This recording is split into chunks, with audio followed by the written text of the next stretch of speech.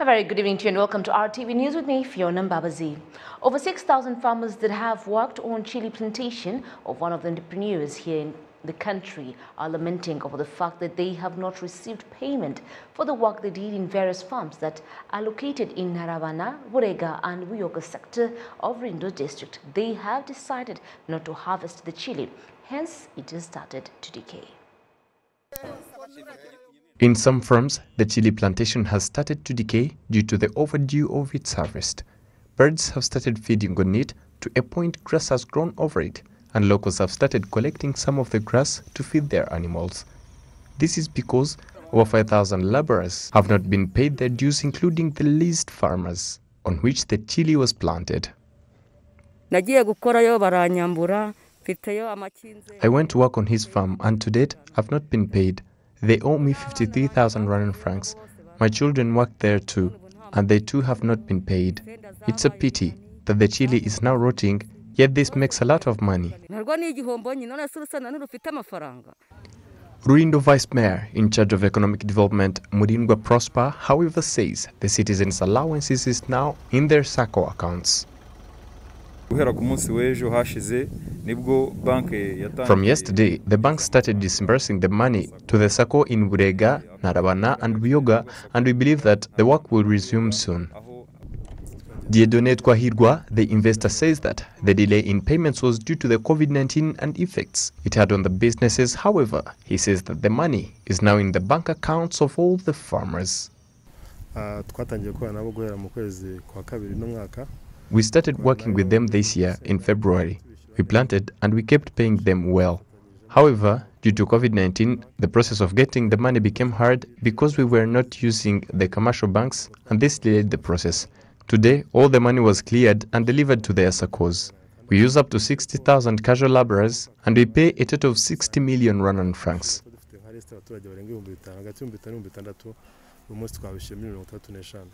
Confirmation from SACCOs attested to this, that from Friday the 20th, they will be paid. This investor planted over 250 hectares, but only 200 hectares will be harvested. He adds that, depending with the type of chili, a kilo goes for $2 to $4. Rwanda, starting from January 2021, there will be a technological method for an individual to detect if he or she has been infected by coronavirus, and if they had met someone who has the virus. Now, this will be in partnership with the tech company Comlabs and Smart Africa. When it captures the identity of the other person, the device shall be owned by every individual and shall be moving with it like an ATM card. The device is also known as Comtrace.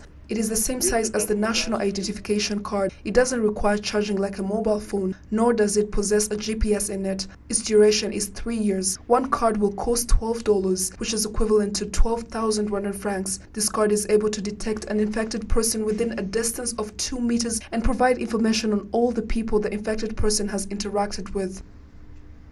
Karvel Singh from Comlabs says this method of fighting against COVID-19 virus is affordable for all Africans.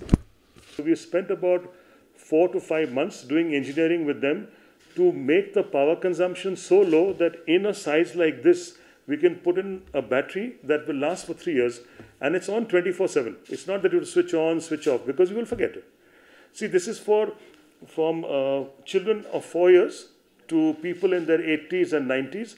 Doesn't require any level of literacy. There's nothing that you need to do. You just, like you wear your mask, you wear this, and you go out. So when this tag looks at other people and it looks at other tags, at that point in time, based on the distance, it will capture your unique anonymous identity.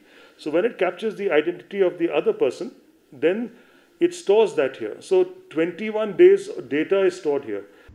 The partnership between Comlabs and Smart Africa aims to fight the spread of COVID-19 virus in a simplified way which can be manufactured in Rwanda but only used by Africans. The Director General of Smart Africa, Lasina Kone, says this project shall be extended to the rest of the 8 countries that are part of Smart Africa.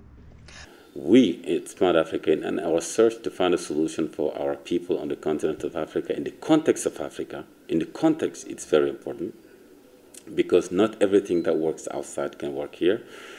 We've gone through a very rigorous steps to see exactly It does not require a cell phone, it does not require a SIM card, it does not require a Wi-Fi, it does not require any internet. It has a battery life for 3 years, which basically means people living in an urban area and people living in a rural area can well have this kind of system. So it becomes an obligation of Smart Africa Secretariat to inform our country members of availability of a solution that can fight COVID. The project intends to reduce the costs spent in the process of tracing people that have been infected with coronavirus, of which among them are found not infected. It is expected to be established among all citizens starting from January 2021. Jane Mutoni reporting for RTV. Thank you, John, for that story. Now, in the Mudathiru court proceeding today, 3 out of the 31 people who are accused to have engaged in activities intended to destabilize the country's security have refuted the allegations and pleaded their innocence. Today's court hearing was the 11th in which 25 people, including retired Major Habib Mudathiru, were in front of the judge committee. The case also involves 4 RDF officers and another one who is still at large, who are additionally charged with abandoning their duties and fleeing the military. In today's hearing, 3 members of the gang who had not defended themselves before were handed the opportunity and detached themselves of any crime, saying that they were totally deceived before joining the rebel forces. One member said that he was promised a job in Burundi and left Nairobi, where he lived with his brother, and go for his job through Uganda to Burundi. There the man said that he was then relocated to DRC and trained on how to use guns, which he used to destabilize Rwanda. He said that he can't recall how he was apprehended, but insisted that he was only doing all those activities to save his life, as he was abducted, according to his narration. The second man said to have also been lied and left Burundi for DRC. There he was then converted into P5 rebel. The third man said he was still infant when he left Rwanda and he was also promised a job in DRC. The defendants have insisted that they were deceived and forced to become rebels. Their stance, however, was nullified by the Judicial Committee, saying that there are no evidences to support their claims. The judge also reminded the defendants that guns are only used to protect the national sovereignty and wondered what they were using their guns for in the thickest forest of DRC. The hearing lasted about 6 hours, and the judging committee decided that prosecutors will be given the opportunity to reply to today's hearing by December 7th and 8th. The defendants will then react on the prosecutors' comments before the Judicial Committee proclaims the final resolution. Mudathiru and his colleagues were sued of 5 charges, including terrorism, joining terrorism groups, organizing rebel groups with the aim of toppling Rwanda's government through war or other forces, conniving with foreign governments to destabilize Rwanda, and creating terrorism groups. The government of Rwanda has introduced state-of-the-art cardiovascular surgery and treatment. It is a treatment that will be offered at King Faisal and Sehashka Hospital. Innocent Mugabo with more. Rwanda has acquired a state-of-the-art catheterization laboratory. Among the services offered to heart patients using this technology include the treatment of heart conditions, correct the blood flow, repair holes in the heart, and locate blockages in the heart vessels. Previously, most of the people that needed this kind of treatment would travel to countries like Kenya, India, and parts of Europe. Some of the patients treated with heart disease by medical experts at King Faisal Hospital using this technology say that they found a positive response to their illness. I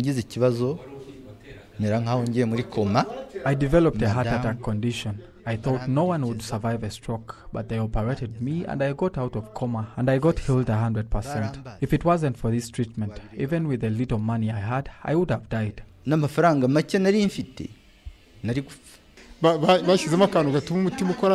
completely healed and I'm now feeling fine. They didn't operate me, they just inserted a device in me that helps my heart to properly function. I used to have extreme hypertension in 40 or 45, but now the problem has been solved. I feel as a young man.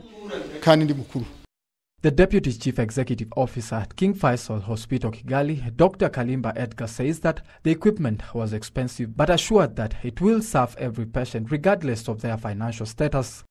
Izi mashini twaguze ni mashini zihenda n'ubuvuzi buhanitse kandi This treatment has a price due to the fact that these machines are expensive to maintain them. The good thing is that the government took all this into account.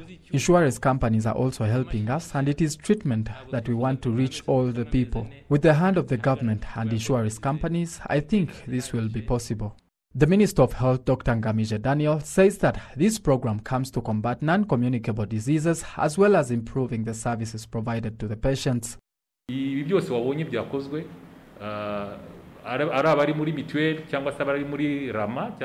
As it is our responsibility, we want this health service to be available to everyone and at a good price. It will benefit everyone. Abroad, one has to pay 20 million Rwandan francs for an angioplasty procedure, but here in Rwanda, it is 4 million Rwandan francs.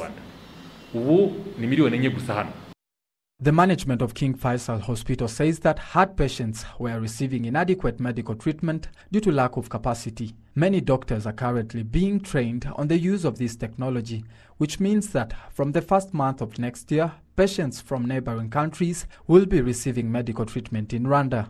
Innocent Mugabo, RTV News. The Rwanda Correctional Services celebrates 10 years of achieving order within prisons by making sure that no crimes are tolerated, including smuggling of illegal items from the outside. Presently, those cases have reduced to none. Gasana Constantine is one of the prisoners that was sentenced more than once. I was imprisoned in Gitarama prison in 2008. At the moment, he is being imprisoned in Nyarugenge prison in Mageragere. He says the environment in prisons has changed when it comes to the conduct of both the prisoners and the guards compared to before. In old days, when someone would get sentenced to prison, he or she would be frightened due to the violence that takes place in prisons and other various crimes. But now, if one dares to slap another, the security guards will handle him immediately. RCS was established in 2010 as it now celebrates its 10 years anniversary. The Commissioner General of RCA's CGP, George Rwigamba, says one of the achievements that has been successfully attained was as a result of order in the chain of command within prisons. Discipline y'abagororwa yaba y'abacungagereza. Before we used to face issues of smuggled items in prison, and now you can't find any. Concerning the discipline, either among security guards and prisoners, it has improved within these 10 years since RCS was established. It's a consistent process of training security guards, and in regards to prisoners, we have ensured order in prisons whereby the administration is almost as similar as the ones within sectors. Before we used to face many violent cases in prisons, but because of the administration that have been established, they have reduced to none. RCS has also established a way of supervising the files of prisoners and guards using technology. As of 2016, the National Examination Program for prisoners that are in primary school and ordinary level of secondary school in the children's prison of Nyagatare, about 70 students that have scored good grades have been pardoned and permitted to advance to higher education. For the last 10 years since RCS was established as an alternative penalty to imprisonment, also known as TIJ, it has built paved roads of about 279 meters and terraces of about 8,000 hectares. It has also built 5 vocational schools in prisons out of 13 prisons across the country. All the activities that have been done by prisoners contribute to 7 billion Rwandan francs towards the government's economy during the 10 years, while over 120 prison guards have been sent to world peacekeeping missions. Currently, the main challenge faced by RCS is the congestion in prisons that has reached at a rate of 120%. Jane Mutoni reporting for RTV. Now, experts have said that gender equality values can play a significant role in the promoting of social development at a family and country level, which is why these values should be promoted.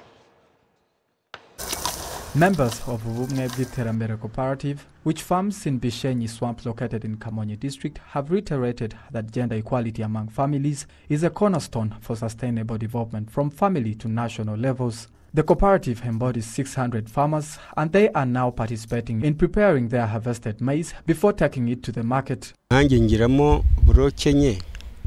have 4 blocks here, and I can have as many as 2 tons on a good harvest. Gender equality between men and women is very essential. I incorporate with my wife to fulfill all our domestic work. And when I came here in our fields, she takes care of our domestic work. So we can't accuse each other of doing nothing. When she brings in a good idea, I appreciate it and we work on it. She does the same when I come up with a good idea as well. Because of that cooperation, we have managed to build our own house. And my children and grandchildren are studying as well. We work together to prepare our harvest. We weed together and fertilize together, and this partnership brings in more benefits. Ideas from two people are more beneficial because people advise each other. So partnership helps us to choose the best project to do, and this can bring us sustainable development. Kamonyi is one of the 5 districts which have benefited from Every Voice Counts project, a program which lasted 5 years in the southern province districts, namely Kamonyi, Muhanga, Ruhango, Nyanza and Huye. The project was run by Profam Twese Hamwe and Care International and has benefited more than 30,000 people. When a husband and wife collaborate, benefits are shared from personal level to family and national level. Moreover, both women and men live peacefully, while they also have the capacity to manage their income, and this benefits their children. We have often seen that when families quarrel, their children are the prime victims. They drop out of school and get sick. But when the family cooperates, children get healthy and happy. The whole society benefits.